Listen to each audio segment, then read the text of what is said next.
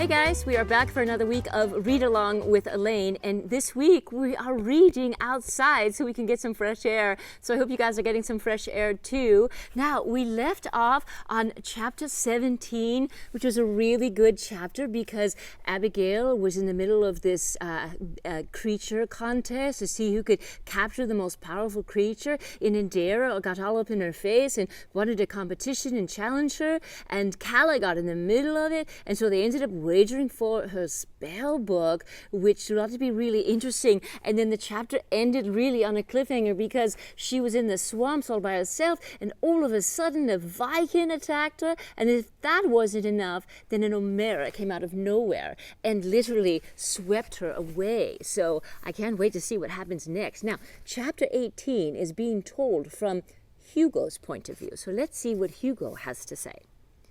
Hugo sat in the jukeberry tree long after the witchlings had stampeded into the swamps. Abigail's words had cut deep. "He's not my friend at all, just an annoying Balfin boy who wants to steal my magic." Was that really what she thought of him? She had to know he wasn't her friend just to get magic. He rubbed the bruise on his arm, the one Eminor had left that morning. His brother was getting impatient. Still, Hugo would take a beating rather than lose Abigail's friendship. He climbed down from the tree and followed the witchlings, keeping a safe distance. He got behind a trunk as he came across the stout one, Glorian. She was trying to coax a fledgling shriek from its nest into a small cage. The shriek cried pitifully for its mother, then nipped Glorian's finger, making her yelp. The witchling gave up, stomping off to find another creature. But where was Abigail? Pairs of tracks headed off in every direction.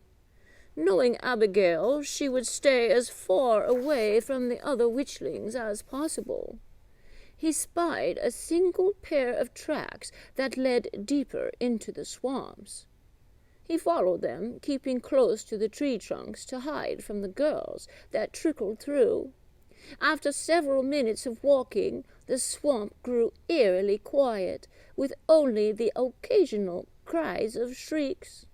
Hugo had never been this deep in the swamp. It was nearly dark.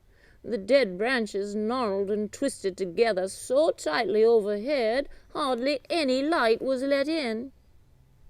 He cleared his throat, about to call for Abigail, when he heard her scream. "Abigail, I'm coming!" he shouted, breaking into a run. But when he got to the spot, it was empty. "Abigail, where are you?" he called. Clawed footprints marred the muddy ground. Something glinted. He knelt down and dug into the damp earth. Jasper's sea emerald. She must have dropped it when she was attacked. "She's not here," a raspy voice called. Hugo whirled around. "Jasper, you're back." "Aye, we've been tracking that Viking. You shouldn't be out here alone." Behind him, Fetch appeared, wringing his green paws. "Come, no time for time to pass," Fetch said, beckoning at them. "We must rescue the Blue Witch before it's too late." The little creature turned and scampered into the woods. "You coming, lad?" Jasper looked down at him with steely blue eyes. "Where are we going?" Hugo asked. "I have to be home in time for supper." The sailor put a hand on Hugo's shoulder. "Where we're going, there's no supper waiting. There's only treacherous swamps, quicksand bogs, and wild sneevils. I won't blame you if you turn around and go home. You're not but a schoolboy." Hugo's heart quaked in his chest. He wanted to go home, have his mother's fig pudding, sleep in his own bed, even have his brother Eminor pound on him for using his medallion. But instead he nodded at Jasper. "I'm in." Because Hugo wasn't about to give up on Abigail, even if Abigail had given up on him.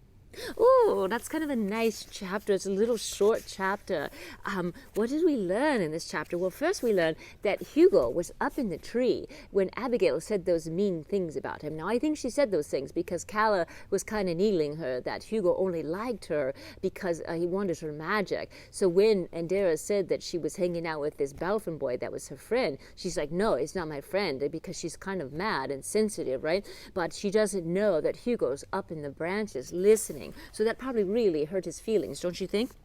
But so he follows Abigail into the swamps because, of course, he's still her friend and he wants to help, but she's not there. He hears a scream and he goes running and he finds just the sea emerald. And then Jasper and Fetch are there and they're looking for the Viking, but they realize that Abigail's in trouble. So now all three of them, I think, are going to go after her. So I really like that chapter. It's short, but it was fun, short, sweet chapter. So, all right, guys, tomorrow we'll pick up with chapter 19. In the meantime, you guys, you can do the worksheets in the link.